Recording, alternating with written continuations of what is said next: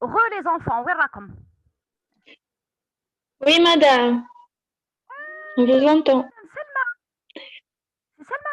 Non, madame.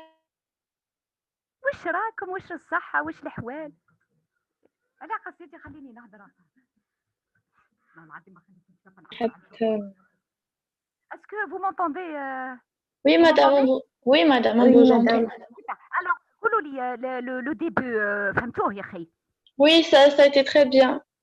Merci, madame. Super. Donc, on va entamer, je vous en prie, on va entamer donc, définition, utilisation et propriétés physico-chimiques. C'est très important concernant les propriétés.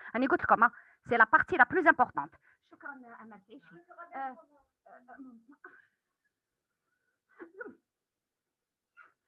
Alors,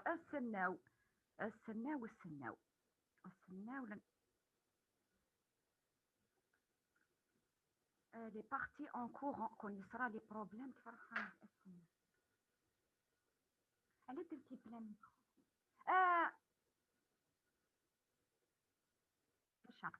voilà, je préfère. Voilà. وصلنا هنا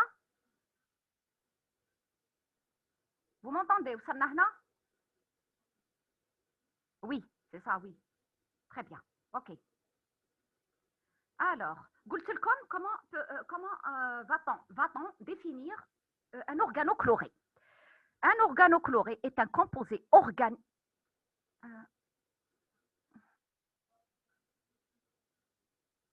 Mais comme je trouve. Ah oui, d'accord. Et absolument, j'ai compris, s'il vous plaît. C'est bon, merci. Alors, un organochloré est un composé organique synthétique qui m'a dit comme c'est plutôt des molécules de synthèse qui sont le plus utilisées. Les molécules naturelles, c'était plutôt une utilisation très ancienne. Ou les produits qui ont entraîné de graves conséquences sur le plan santé. C'est-à-dire les anciennes utilisations. Hein.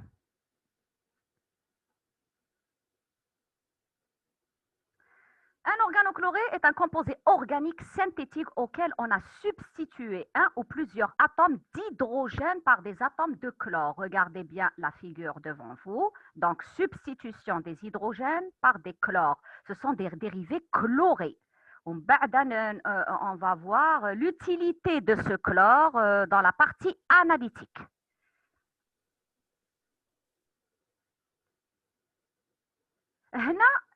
Ce que vous allez voir, la planche, vous l'avez vu dans le cours qui vous a été transmis sur la plateforme. Plutôt, retenez la classification que je vous avais donnée l'ancien cours. Je ne sais pas la فهمتوني. La فهمتوا قولوا هي بان نشوف la فهمتوا. L'ancien, la classification. Parce que tout simplement, fait la classification, j'avais dit que nous avions plusieurs groupes. Nous avions plusieurs groupes. Le groupe du DDT, c'est-à-dire du dichlorodiphényl trichloréthane. Et dans ce groupe-là, j'inclus le DDT et j'inclus également son métabolite, le DDD. Le groupe du HCH, c'est-à-dire le groupe de l'hexachlorocyclohexane, dans lequel on inclut le HCH. Et là, vous le retrouverez, la classification du cours qui vous a été transmis sur la plateforme. Le groupe des cyclodiènes. Et dans ce groupe-là, ce sont des dérivés du naphthalène. On retrouve l'aldrine, dieldrine et heptachlore que vous voyez ici sur ce schéma. Donc, on sait que dans la classification des pesticides organochlorés, nous avons plusieurs groupes et dans chaque groupe, nous retrouvons différentes molécules. Et le principal groupe, c'est le groupe du DDT, c'est-à-dire du dichlorodiphényl trichloréthane, dans lequel on retrouve le chef de file qui est le DDT, mais également son métabolite, le DDD, que nous allons voir par la suite le métabolisme. Euh,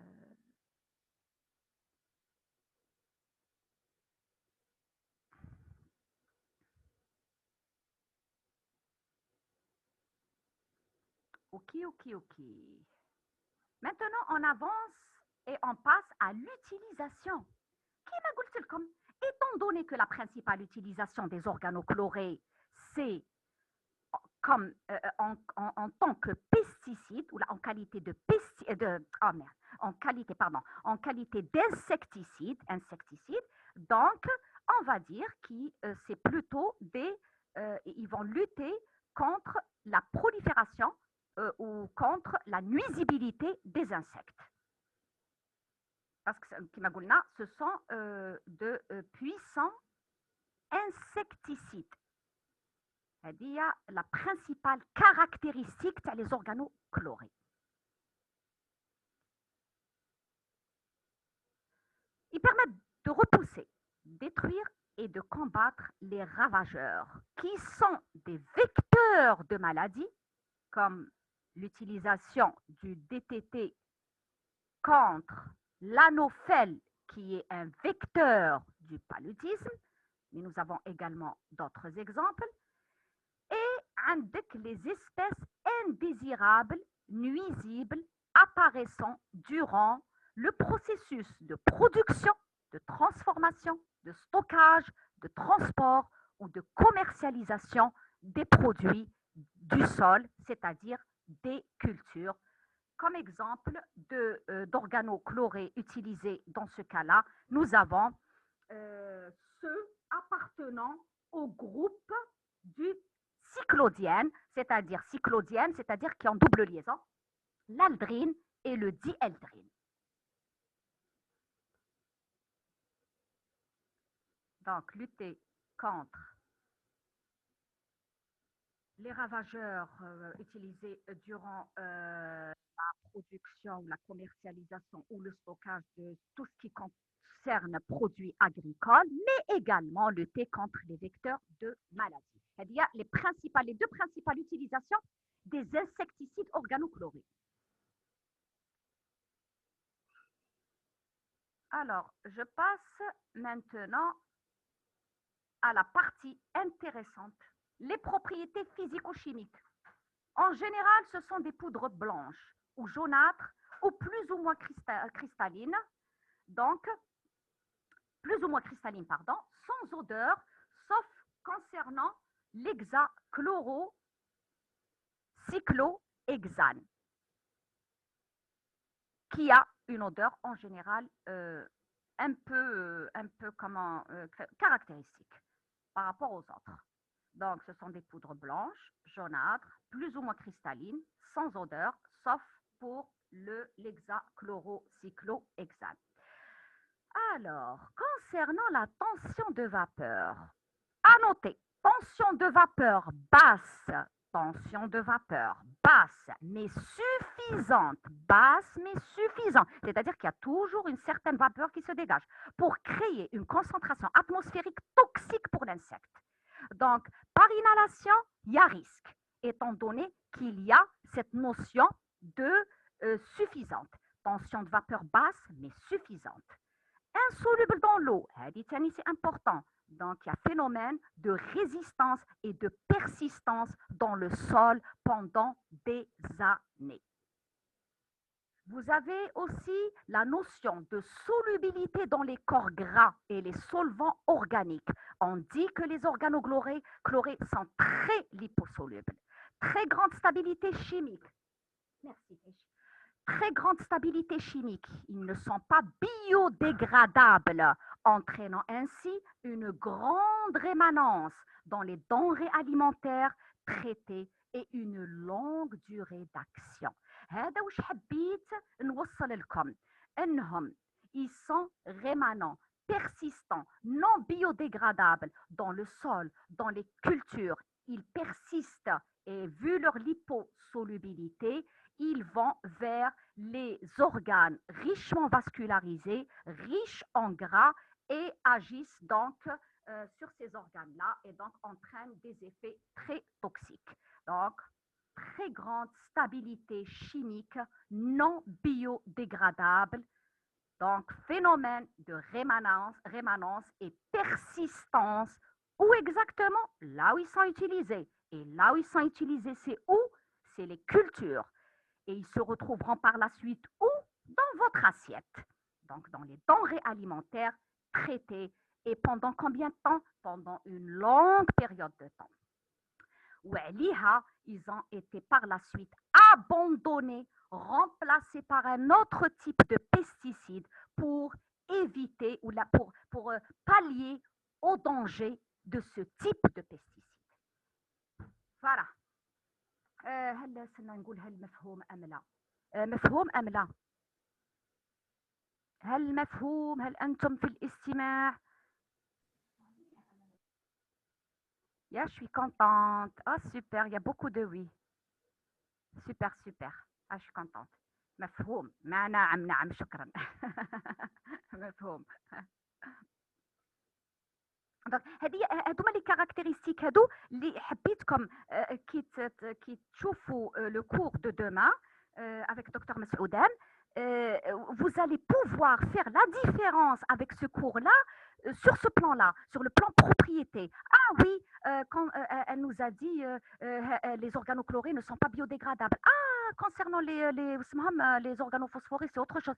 Ah, concernant la tension de vapeur, elle est basse pour les organochlorés. Ah, pour les organophosphorés, c'est autre chose.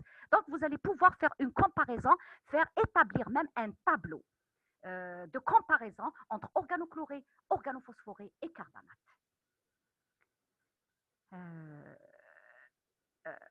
نزيد سناني ما كملتش دونك وصلت la rémanence, la persistance dans les denrées alimentaires. Sachez donc qu'un pouvoir avec un pouvoir bioaccumulatif élevé et une lipophilie marquée, ce type de pesticide donc aura une tendance à s'accumuler dans les tissus riches en gras, mais également richement vascularisés, ainsi qu'une contamination de la chaîne alimentaire. Et donc, on parlera dans ce cas-là du risque alimentaire, des résidus de pesticides qui seront dangereux pour le consommateur.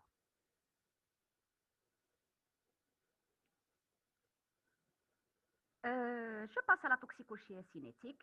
Donc, vous avez 3 photos devant vous qui résument tout. En raison de leur grande lipophilie, liposolubilité, on peut avoir une absorption digestive, une absorption pulmonaire et ou cutanée. Donc, quand je parle de pulmonaire et ou cutanée, en général, je parle du milieu professionnel. Je ne vois pas un autre milieu. Hein. Digestive, en général, elle concerne surtout le côté alimentaire ou alors un côté accidentel. Voilà.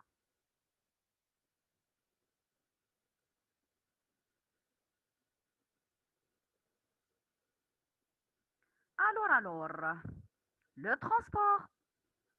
Concernant le transport est plasmatique par les protéines plasmatiques, à savoir l'albumine, mais également les lipoprotéines. On retrouve aussi la transférine.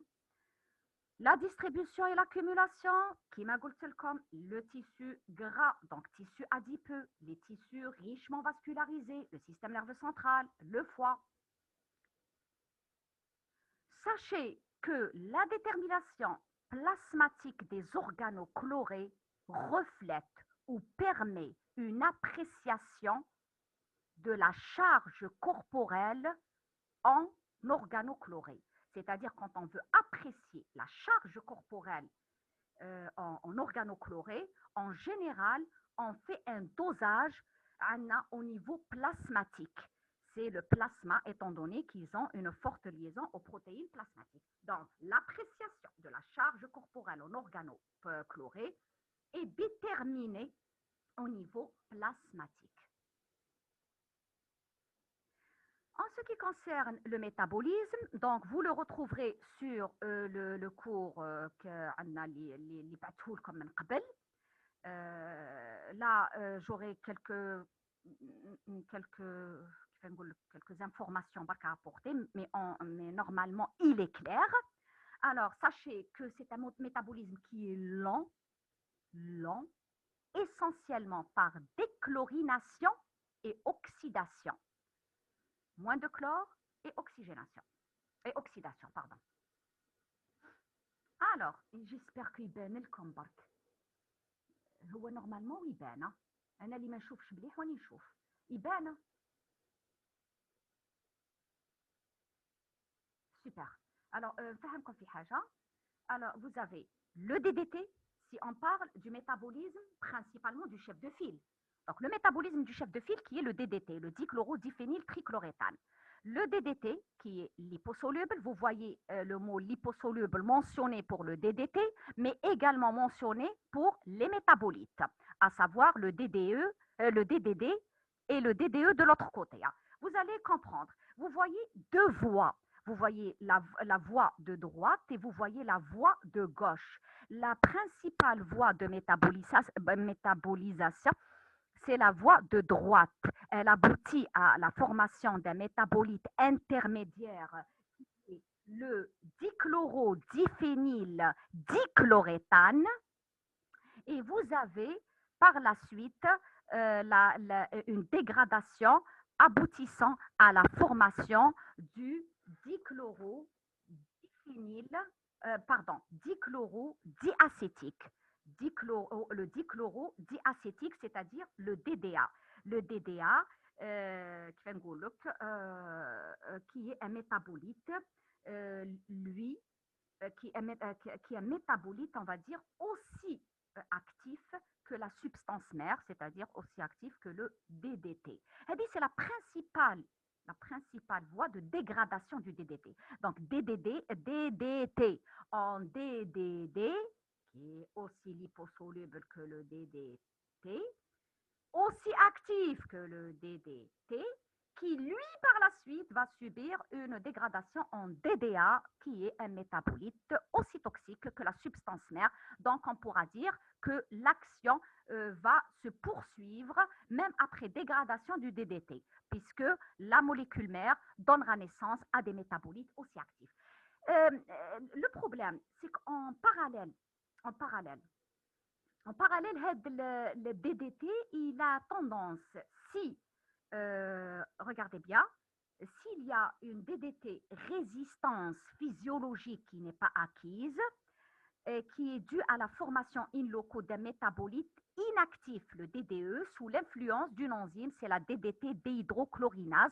C'est un phénomène de détoxification qui va arriver. C'est-à-dire que la voie de gauche peut avoir lieu s'il y a un phénomène physiologique de résistance, c'est-à-dire en présence de l'enzyme qui est la DDT déhydrochlorinase.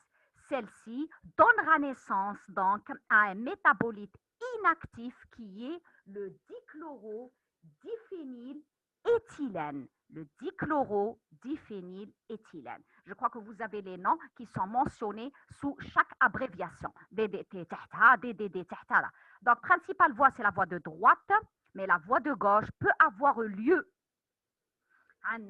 s'il y a un phénomène de résistance ou de DDT résistance physiologique qui est présent.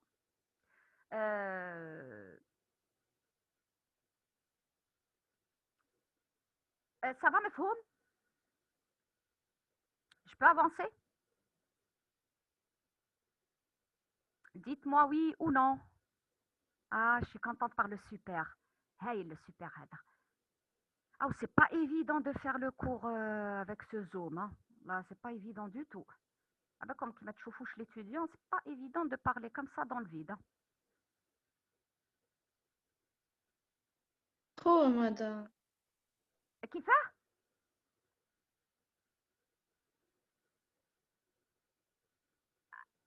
Vous m'entendez?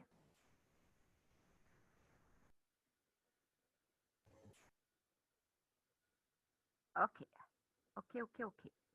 Alors, on avance. Maintenant, on passe à l'élimination. l'élimination se fait majoritairement par voie urinaire. Ne regardez pas, s'il vous plaît. Ne regardez pas. Non, regardez, ou ne regardez pas. Regardez ou ne regardez pas. De toute façon, je voulais dire autre chose. Alors, majoritairement, c'est la voie urinaire qui est la voie d'élimination donc des métabolites formés. Donc, majoritairement, l'élimination se fera par voie urinaire et sous forme de quoi? Sous forme de dichloroacétique. Dichlorodiacétique, le DDA. Il existe d'autres voies. On va dire, est-ce que c'est des voies mineures? Non. On va dire que c'est des voies de faible intensité. Mineur, oui, le mot mineur, on peut l'utiliser, mais dans ce cas-là, moi, je ne dirais pas ça.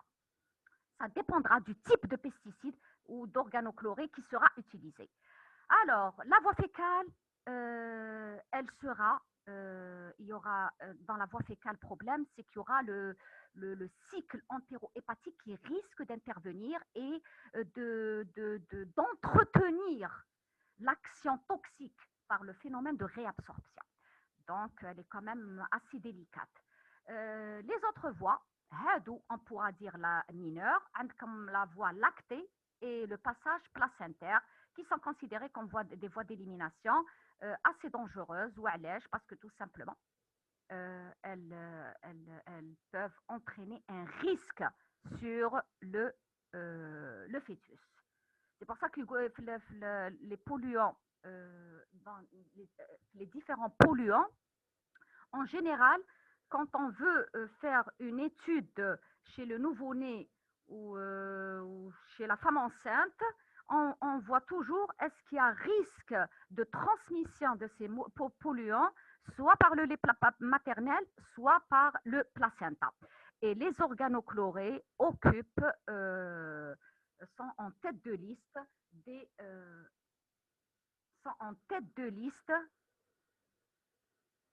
dans cette catégorie de danger. راهو انستابل محطين لي انترنت انستابل لما سمعتونيش غير قولوا.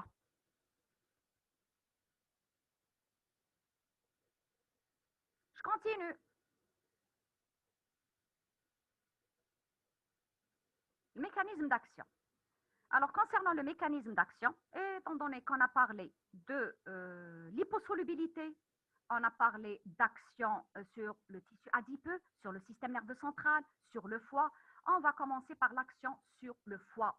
L'action sur le foie, comment elle va se manifester? Eh bien, tout simplement par action ou par perturbation des échanges ioniques au niveau membranaire. Il y aura par conséquence un trouble de la repolarisation et donc un trouble de la transmission de l'influx nerveux. Et autre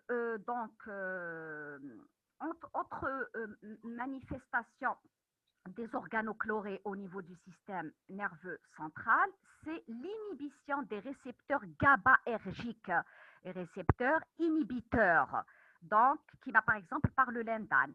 Les conséquences, donc conséquences ou principales conséquences de cette action sur le système nerveux sera une forte perturbation des voies de transmission nerveuse avec prédominance de quel effet? Eh bien, de l'effet excitateur, étant donné que l'effet inhibiteur est déjà bloqué par ce type de pesticide. Excitateur, on retrouvera le trémor. Si vous vous rappelez le trémor, le mercure, c'est les tremblements. Vous retrouverez des convulsions, de l'hyperthermie, etc.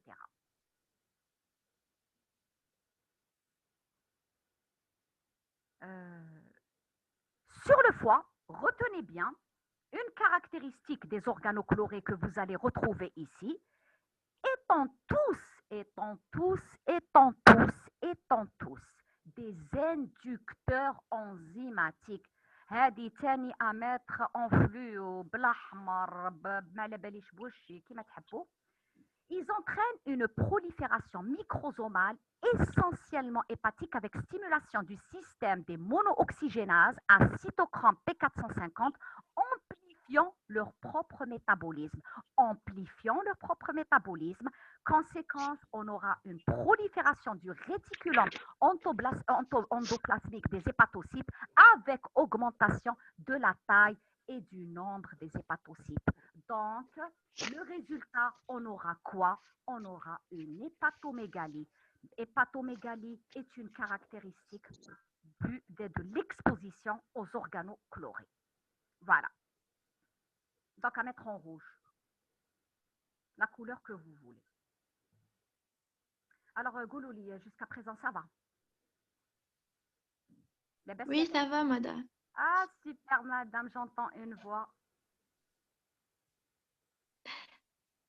C'est bien. C'est magnifique. Ah, j'avance. Ça m'a pas حاجة. Alors, donc l'action sur le foie et l'action sur le système nerveux central.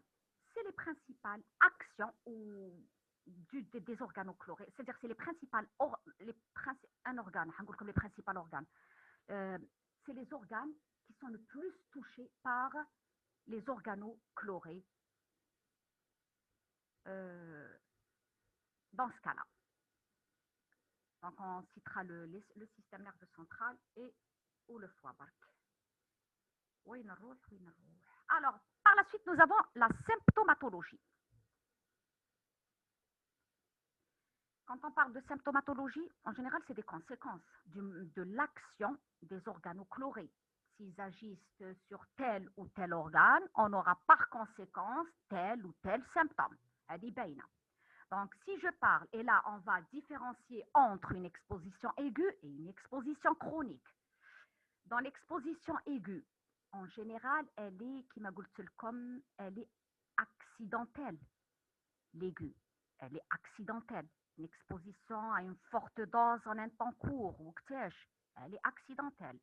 Donc, la stimulation du système nerveux central entraîne en général, qui m'a le mécanisme d'action, donc un effet excitateur, agitation, angoisse, désorientation, ataxie et parfois des convulsions. Cette neurotoxicité est souvent responsable de la mort lors d'intoxication massive. Sachez qu'à forte dose et par absorption orale, ils produisent également des troubles gastro-intestinaux, à savoir nausées et diarrhée. Il existe un temps de latence allant de 20 minutes à 24 heures après absorption du pesticide, le temps d'apparition des symptômes.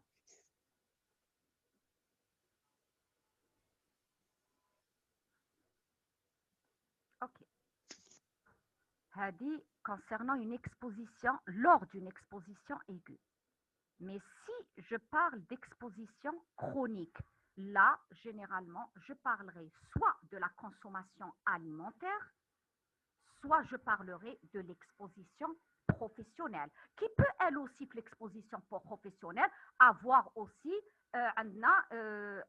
c'est-à-dire une cause aiguë. Donc, ça peut arriver, accidentelle aiguë. Mais en général, quelqu'un en milieu professionnel, il est exposé à long terme. S'il est dans la production du pesticide, s'il est dans l'agriculture, donc ça fait des années, ça fait des mois, il est exposé à long terme. Voilà. C'est-à-dire si on met à part la cause accidentelle, une cause accidentelle, en général, c'est à long terme.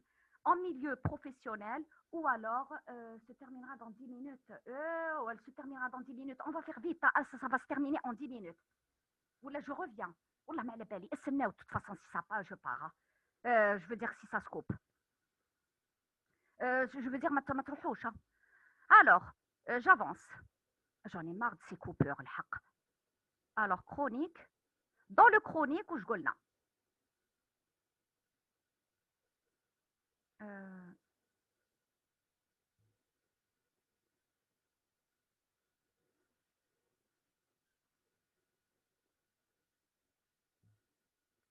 On aura des effets neurologiques, à savoir tremblement, anxiété, nervosité. Donc, vous retrouverez presque les symptômes de l'exposition aiguë.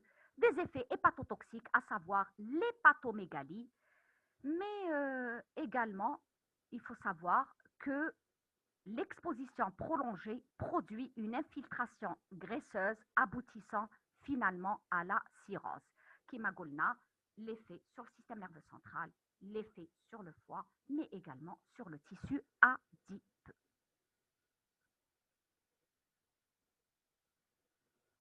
On rajoutera aussi un effet immunologique par dépression des réponses ou des réponses immunitaires, une atteinte rénale étant donné qu'il agit sur les échanges ioniques, donc sur les pompes sodium-potassium, donc il va entraîner également une atteinte rénale.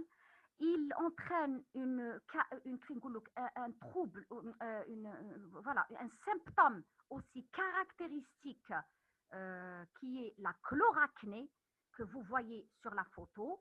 C'est un trouble de la peau qui se manifeste sous forme d'acné comme vous le voyez. Et là, en général, les travailleurs dans la fabrication donc, de ce type de pesticides ou alors rarement dans l'agriculture, surtout chez les travailleurs en industrie. La chloracné. Acné chlorique, je pense. La acné chlorique. C'est des petits boutons sous la peau. Concernant la cancérogénicité, classée par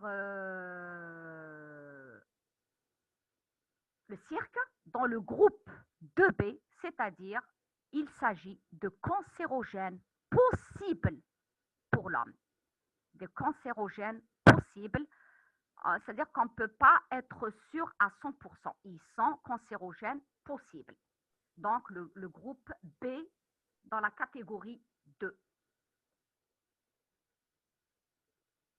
Concernant les intoxications chroniques. Dans le traitement, il est simple. On va le classer en évacuateur, en symptomatique. Il n'existe pas de traitement antidotal.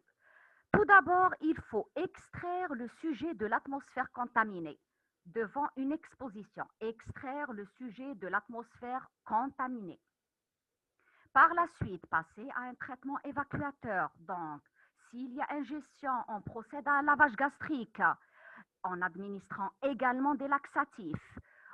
Mais la plupart du temps, on instaure rapidement un traitement symptomatique pour maintenir les fonctions vitales et bien sûr corriger les symptômes un par un. Pour les convulsions, qu'est-ce qu'on fait? On administre du diazépam, c'est-à-dire une benzodiazépine, en général rapidement par voie IV. En ce qui concerne les troubles rénaux, on essaye de dialyser rapidement. Dans les troubles respiratoires, s'il y a inhalation, donc on procède à une intubation endotrachéale avec assistance respiratoire. Une remarque importante, ne jamais, jamais, jamais donner des substances grasses à des sujets intoxiqués ou qui ont subi une exposition à ce type de pesticides, ou parce que gras avec un truc qui est liposoluble, mais là vous allez accélérer l'absorption au lieu d'empêcher cette absorption. Donc c'est pas la peine de voilà. Donc évitez les substances grasses.